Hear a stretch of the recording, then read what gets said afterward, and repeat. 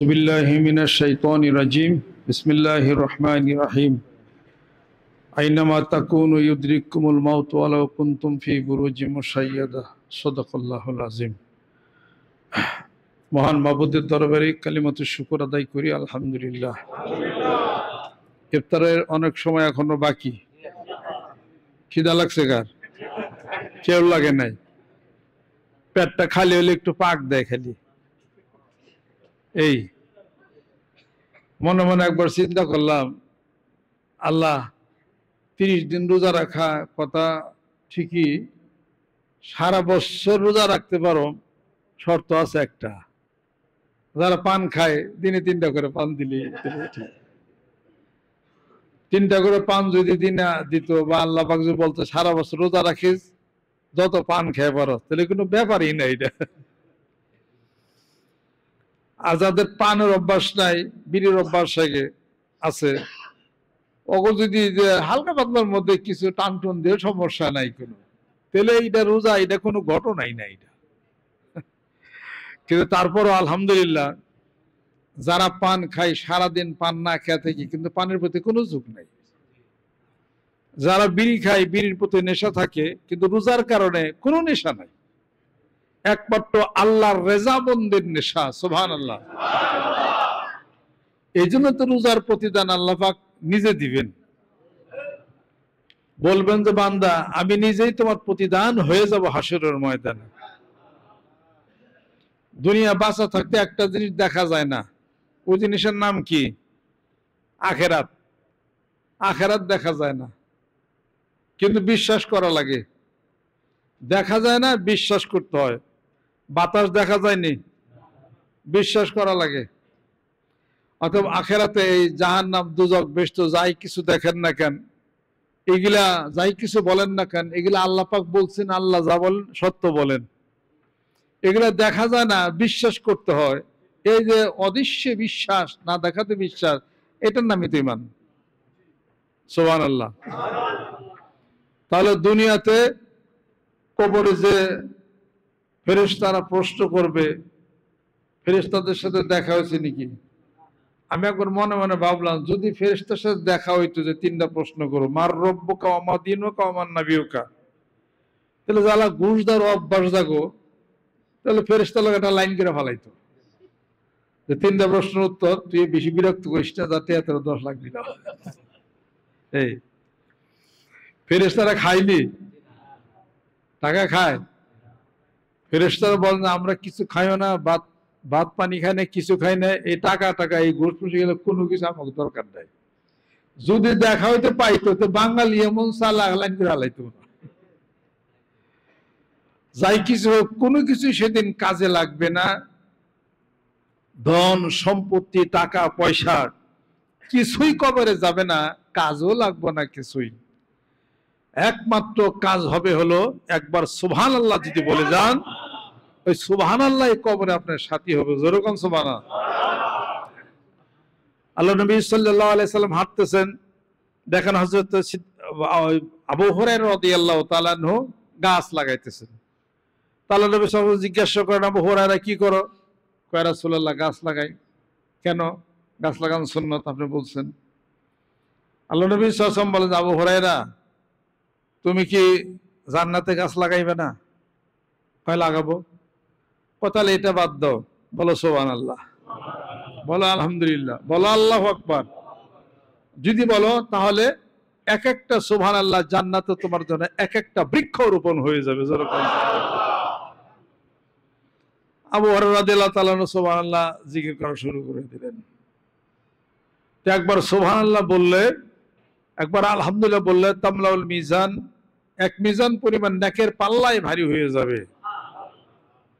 বলবেন যে দুনিয়ার কাজ করি, ইচ্ছা যদি থাকে এই কাজের ফাঁকে ফাঁকে সুবহানাল্লাহ বলা যাবে। আলহামদুলিল্লাহ। যেই ব্যক্তি শবে কদর রাত্রির এই বেলা ডোবার পূর্ব মুহূর্তে 40 বার বলবে সুবহানাল্লাহ ওয়া আলহামদুলিল্লাহ ওয়া লা ইলাহা ইল্লাল্লাহ আল্লাহু আকবার, এটা 40 বার বলবে শবে কদর রাত্রি, ওই দিন বেলা ডোবার পূর্ব মুহূর্তে 40 বছরের সগীরা গুনাহ আল্লাহ পাক মাফ করে দেন। সগীরা মানে হলো ছোট, কবিরা মানে হলো বড়। বড় বড় গুনাহ আর হলো ছোট ছোট গুনাহ। হাসরের ময়দানে আল্লাহ পাক বান্দাকে বলবেন, এই তাকাও। তাকে দেখে যে বিশাল বিশাল পাহাড়, কালো কালো। আল্লাহ পাক বলবেন যে এই কালো কালো কি দেখতেছো? কয় কালো কালো পাহাড় দেখি। কয় বলো তো গেলে কি? কয় আল্লাহ আমি তো বলতে পারি না। কয় এগুলো তোমার সব গুনার আমল। কয় এত বড় বড় পাহাড়? কয় এত বড় বড় গুনাই তুমি করছো, আমল নামা বের করো। কয় এটা তো ছোট্ট একটা গুনাহ, আপনারা কইছেন এটা সগীরা গুনাহ। তাই পৃথিবীর বুকে যা কিছু তুমি সগীরা গুনাহ মনে করে তুমি অবহেলা করছো, হাসরের ময়দানে তাই বিশাল বিশাল পাহাড় হয়ে দাঁড়িয়ে আছে। ওইদিকে তাকাও, ছোট ছোট পাহাড় দেখা যায়। কয় ওইটা কি? কয় ছোট ছোট কালো কালো পাহাড় দেখা যায়। কয় আল্লাহ ওগুলো কি? ওগুলো হলো তোমার দুনিয়ার জীবনের কবিরা গুনাহ, যেটা তুমি অনেক বড় মনে করে কবিরা গুনাহ করো নাই। ওইটাই হলো সবচেয়ে ছোট গুনাহ। ওইটাই হলো দেখো হাসরের ময়দানে সব ছোট ছোট গুনাহ তোমার হয়ে গেছে। কাজে যে সমস্ত গুনাহগুলি আমরা ছোট মনে করে অবহেলা করি, যেটা করলে কি হবে, ওইটাই কিন্তু হাসরের ময়দানে সবচেয়ে বড় হয়ে কিন্তু ওইটাই সবচেয়ে বড় হয়ে কিন্তু দাঁড়াবে। রমজান মুবারকের মাসে সগীরা গুনাহ সব মাফ করেন। কিছু কিছু কবিরা গুনাহ আছে যা আল্লাহ মাফ করেন না, করেন শর্ত সাপেক্ষে। যদি খাস করে তওবা করে, আর যদি সে গুনাহ জীবনে সে না করে, আল্লাহ পাকের কাছে ইস্তিগফার করে, আল্লাহ পাক বলেন হাল মিন মুস্তাগফিরিন, কেউ কি আছে তার গুনাহকে ক্ষমা করে নেবে? ফাগফির লাহু, আমি তার জীবনের গুনাহগুলি মাফ করে দেব। কিন্তু খাস করে তাকে তওবা করতে হবে, তাহলেই গুনাহগুলো তার মাফ হবে। পিতামাতার অবাধ্য সন্তান, ওই দিন পিতামাতার কাছে ক্ষমা চেয়ে নিতে হবে। এরপরে যদি খারাপ নেশা থাকে, তাহলে খাস করে তওবা করতে হবে, আল্লাহ জীবনে কোনোদিন আর এই নেশা করব না, তওবা করতে হবে। আস্তাগফিরুল্লাহ রব্বি মিন কুল্লি যামবি ওয়া আতুবু ইলাইহি, তাহলে আল্লাহ পাক তার জীবনের গুনাহগুলি মাফ করবেন, তা সবই তার মাফ ক্ষমা হয়ে যাবে। সুবহানাল্লাহ। পরের দিন সে বেগুনাহ মাসুম হয়ে সে সকালবেলা সে ঘুম থেকে জাগরণ হবে, আলহামদুলিল্লাহ। আর পিতামাতার জন্য দোয়া করবে সন্তান, আল্লাহ পাক এই দোয়া কবুল করে পিতামাতার গুনাহগুলি মাফ করে তাকে জান্নাতে দিবেন। প্রশ্ন, তারা তো ইবাদত বন্দেগী করতে পারে না, মারা গেছে।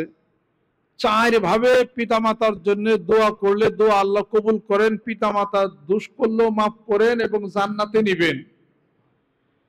চার ভাবে যদি সে দোয়া করে, এক নম্বর, চার ভাবে পিতামাতার খেদমত করা যায়। পিতামাতার মৃত্যুর পরে যদি সে পিতামাতার জন্য দোয়া করে, রব্বের হামহুমা কামা রব্বায়ানি সগীরা, এই দোয়া যদি পড়ে, তাহলে পিতামাতা মাফ করবেন। আর পিতামাতার পক্ষ থেকে ইস্তিগফার কামনা যদি করে, দ্বিতীয় নম্বর, আস্তাগফিরুল্লাহ রব্বি মিন কুল্লি যামবি ওয়া আতুবু ইলাইহি, এই ইস্তিগফারের যা সওয়াব, এই উসিলা করে পিতামাতার গুনাহগুলো আল্লাহ তুমি মাফ করে দাও, গেল। তৃতীয় নম্বর হলো পিতামাতার ওয়াদা যা করেছিল, পিতামাতা যা ওসিয়ত করেছিল, মনের আশা যা ব্যক্ত করছে পিতামাতা, আমার অমুক মেয়ের এটা দিলাম, বা আমি মসজিদের জন্য এটা দিয়ে গেলাম, মাদ্রাসার জন্য এটা দিয়ে গেলাম, অথবা আমার ওয়াদা ছিল সে আমার কাছে কিছু টাকা পাইতো, টাকাগুলো তোমরা দিয়ে দিও। এবং মৌখিক ফয়সালা করছিল, কিন্তু ফয়সালা করছিল লিখিত করার আগেই সে চলে গেছে, কিন্তু মৌখিক ফয়সালা আছে। পিতামাতার এই ওয়াদা মৌখিক ফয়সালাগুলি জীবিত সন্তানগুলি তা পালন করবে, তৃতীয় নম্বর। চতুর্থ নম্বর হলো মায়ের বান্ধবী, পিতার বন্ধু, পিতামাতা যাদের সঙ্গে যে ব্যবহার আচার ব্যবহার করেছে, আলাপ আলোচনা করেছে, সৌহার্দ্যপূর্ণ ভাব রেখেছে, তাদের সাথে পিতামাতা ইন্তেকালের পরে সন্তানরা সেই আদর্শ, সেই সম্মান শ্রদ্ধা দিয়েই সে চলবে। এই চার ভাবে পিতামাতা মৃত্যুর পরে তার খেদমত করা যাবে। যদি কোনো সন্তান তা করে, পিতামাতা কবর থেকে সেই দোয়া সন্তানের জন্য করতে থাকে এবং ওই সন্তানের জীবন ভালো হয়ে যায়। সুবহানাল্লাহ। আর প্রত্যেক শুক্রবারই পিতামাতার সেই রুহটা সন্তানের কাছে আসে ঘুরে এবং কিছু সওয়াব চায়, কিছু জিকির আজকার চায়। আর ওই সন্তান যখন সেই দোয়া করবে তখন তার ভাগ্য ভালো হওয়া শুরু করে দেবে। যেরকম সুবহানাল্লাহ। আমলে ভাগ্য ভালো হয়, ভদ্র হইলে মানুষ ধনী হয়, দান করলে ধনী হয়। এরপরে যদি কোনো ব্যক্তিকে কিছু প্রদান করে, কিছু দেয়, যেমন জেলে বন্দি যারা আছে, জেলের মধ্যে বন্দি যারা আছে তাদেরকে যদি কিছু দেয়, তাদেরকে যদি কিছু খাওয়ায়, আল্লাহ খুশি হন, ওই লোক ধনী হয়ে যান। জেলে যারা বন্দি হয়েছে আপনারা কি খাওয়াইতে গেছেন কেউ কবরে? তাদের খাওয়ার নাই। এটা আমল করার চেষ্টা করেন। আমি কিছু আমল করি, এটা খুব গোপনে জেলবন্দীদেরকে আমি দেই, তাতে এটা অনেক ভালো জিনিস, এটা আলহামদুলিল্লাহ। এরপরে পথিক মানুষ যারা আছে তাদেরকে দেওয়া, গরিব দুঃখীদেরকে দেওয়া, তারপরে নিকটতম প্রতিবেশী তাদেরকে দেওয়া, এবং কোন মুসলমানকে কিছু আদর আপ্যায়ন করে কিছু খাওয়ানোর ব্যবস্থা করা। এই সবই হলো কোরআনুল কারীমের হুকুম। খালি নামাজ পড়লে খালি হবে? নামাজ কার? আল্লাহর। আল্লাহর আপনার নামাজের খুব ঠেকা পড়ছে নাকি?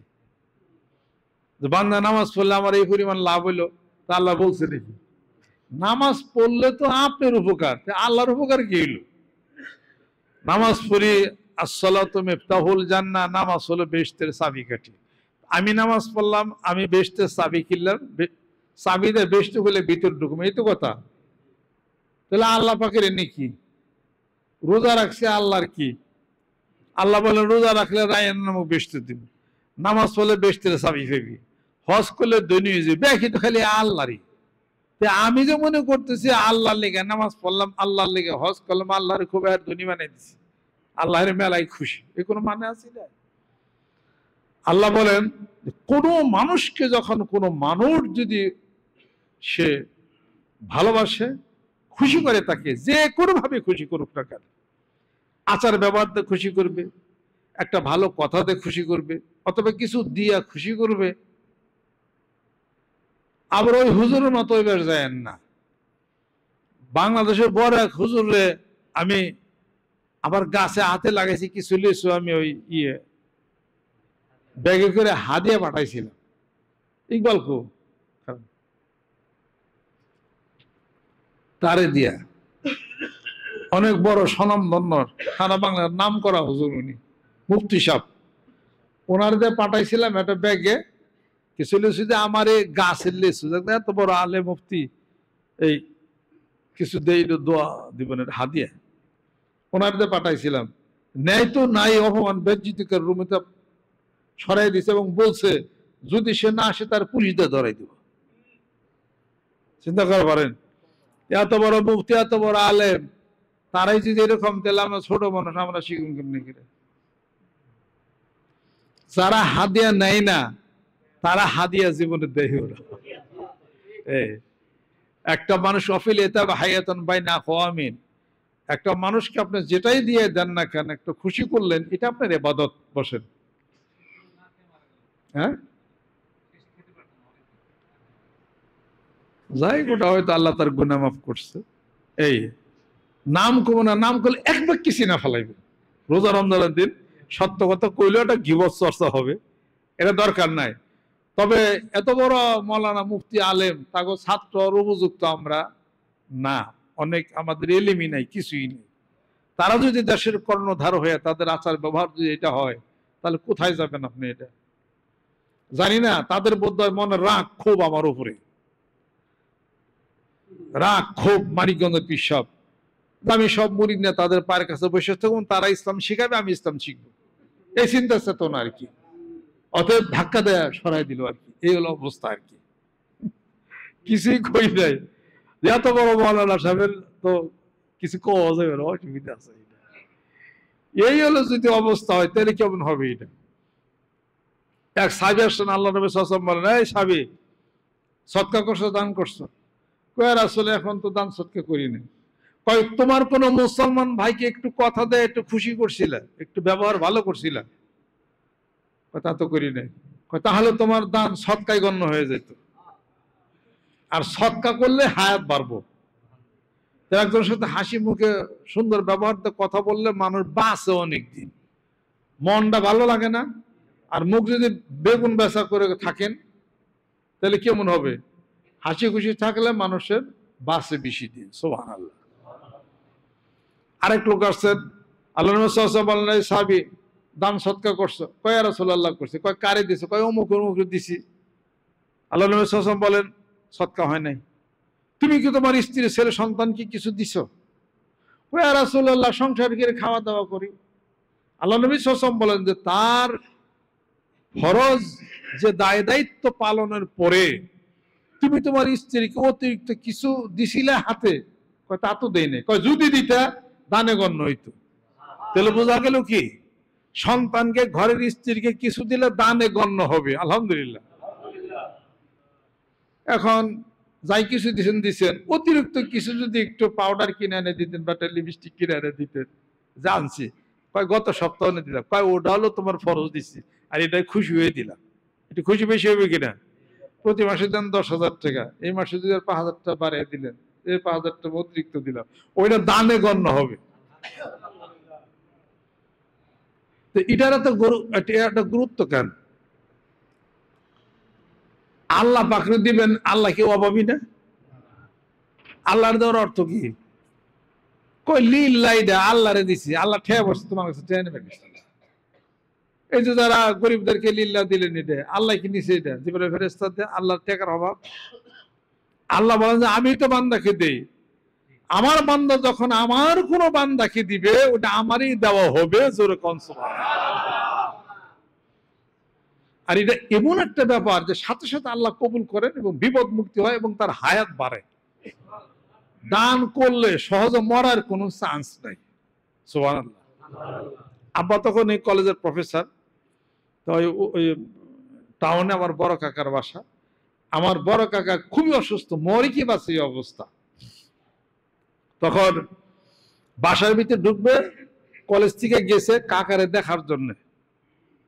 তখন এক লোক করছি কি, দুই ডাইক ঠ্যাঙ্গের মধ্যে বাইন দেয়, ডাইক বেচতেছে, নিয়ে যাইতেছে। তার আব্বার সাথে দেখা। কয়, স্যার ডাইক নিবেন নি? আবার কয়, তোমার ডাইকিটা কেমনি কি বেসপা? বুঝুম। ডাইকটা শিক্ষার পারতেছে, পার মধ্যে এমন করে বাঁধছে, পা আটকে রক্ত পড়তেছে। কয়, পার মধ্যে যে এত জোর করে বাঁধছে, দুঃখ পাইতেছে না? কয়, স্যার এটা দুঃখ পাইলে কি, এটা তো মানুষ কিনে এনে জবা করে খাইবো। খাইলে ওই যে এত জোরে বাঁধছো, কত কষ্ট পাইতেছে। শেষে আব্বা করলেন, কয়, তার দুটো ডাইক আমার দাও, কিনি। কত টাকা? এত টাকা। আব্বা কিনে নিছে। নেয়ার পর হাতে নিচে বলছে, আল্লাহ, এই দুইটা ডাইক তোমার সৃষ্টজীব কষ্ট পাইতেছে, পার মধ্যে এমন করে বাঁধছে, পার মধ্যে রক্ত পড়তেছে, আর খালি চিৎকার পারতেছে। কয়, আমার এই ভাই, আমার এই বড় চাচা মতিউল ইসলাম, আমার ভাই অসুস্থ, আল্লাহ তার নিয়ত করে দুইটা ডাইক আমি কিনা মুক্ত করে দিলাম, ছেড়ে দিলাম। আল্লাহ এর উসিলা করে তার অসুখ তুমি সারাইয়া দাও।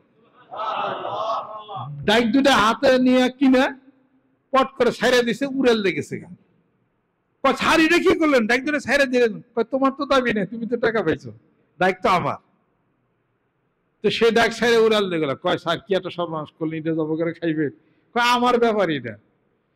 ডাইক দুটো গাছের মাথায় বসে সেরা তাকায় তাই খালি দেখতেছিল আব্বাকে। এই যে দোয়াটা হলো, তার একদিনও ঘরে নাই, কাকা সুস্থ। সুবহানাল্লাহ। দান করলে কি হয়? হায়াত বাড়ে। দান করলে কি হয়? সুস্থ হয়। দান করলে কি হয়? বিপদ মুক্তি হয়। দান করলে কি হয়? মনের আশা পূর্ণ হয়। আর যত টাকা জমিয়ে রাখবেন, বর্ষা মাসে খাল দিয়া পানি যাবে, পানি যদি বাঁধ দেয়া রাখেন, অর্থাৎ টাকা পয়সা খালি জোলাজাতি করেন, ওই বাঁধের পানির মধ্যে পানি তার চলে না, ওটার মধ্যে বিলাই মারা, কুত্তা মারা, ইন্দুর মারা সব একখানে জমা গন্ধ হইব। কথা ঠিক কিনা? আর যত চালিয়ে যাবেন, আল্লাহ বলেন আমার অফুরন্ত ভান্ডার থেকে আমার দেওয়াও তত চলবে। যেরকম সুবহানাল্লাহ। নিয়ে সারতে তুমি কখনো এটা পারবে না। এগুলা জীবনে বহু এগুলা পরীক্ষা করে দেখছি।